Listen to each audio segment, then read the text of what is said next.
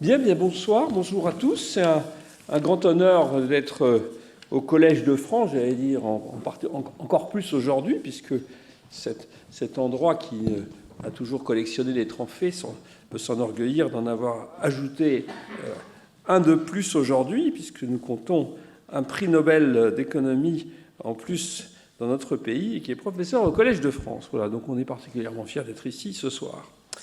Alors, donc nous avons ce soir une nouvelle conférence, notre conférence annuelle de Sociétal. Le parti pris en général de Sociétal dans le choix de ces thèmes, c'est d'essayer de s'abstraire de l'actualité et de faire le pari du temps long. Alors je dois vous dire que le numéro de Sociétal qui est sorti au mois de juin, le thème en avait été choisi au mois d'octobre l'année dernière. Donc, mais quand même, c'est un pari raté cette année, puisqu'on peut pas. Le thème du libre-échange est vraiment un thème complètement d'actualité depuis, en particulier depuis l'élection du président Trump et de toutes les montées de bouffées protectionnistes accompagnées de stratégies industrielles qui rappellent des théories anciennes. Donc la question quel avenir pour le libre-échange, c'est toujours une question du temps long, mais c'est aussi une question du temps court. C'est une question qui est très importante pour toutes les entreprises, puisque toutes les entreprises qui sont insérées dans la compétition internationale. Je rappelle que le libre-échange, et c'est dans ce numéro de Sociétal auquel je fais référence, a sorti quand même 1 milliard de personnes de la pauvreté en quelques décennies. Alors, bien sûr, il y a eu aussi des bouleversements de nos équilibres économiques et sociaux dans toute une série de pays, et c'est ça qui a provoqué les vagues que nous voyons aujourd'hui. Alors, pour traiter ce sujet, on va procéder en 2 temps.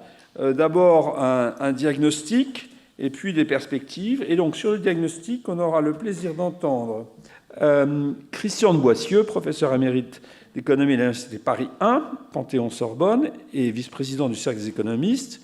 Antoine Bouet, qui est directeur du Centre d'études prospectives et d'information internationale, le CEPI. Lionel Fontanier, qui est conseiller à la direction de l'économie et de la coopération internationale de la Banque de France, un grand spécialiste du commerce international. Dominique Moisy, politologue, géopolitologue et membre fondateur de l'Institut français des relations internationales.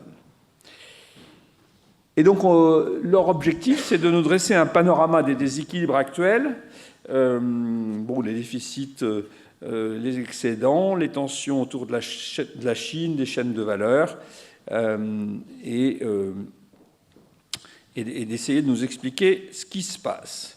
Et puis, dans un deuxième temps, on aura une deuxième table ronde sur les perspectives avec Anne-Marie Idrac, qui est aujourd'hui présidente de France Logistique, et qui a été au gouvernement en charge du commerce extérieur il y a quelques années. Isabelle Patrier, directrice France de Total Énergie. Cyprien Canivin, directeur de la stratégie et du développement international chez Thales.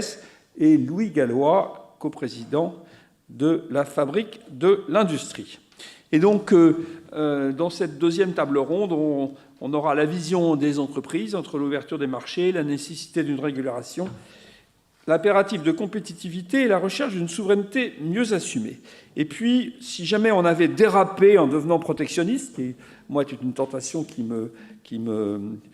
m'effleure assez souvent, le président de Sociétal, Jean-Marc Daniel, qui lui est un libéral assumé, je pense que je peux le dire de façon aussi claire, ça nous rappellera en conclusion, la place que le libre-échange conserve dans toute stratégie de croissance à long terme.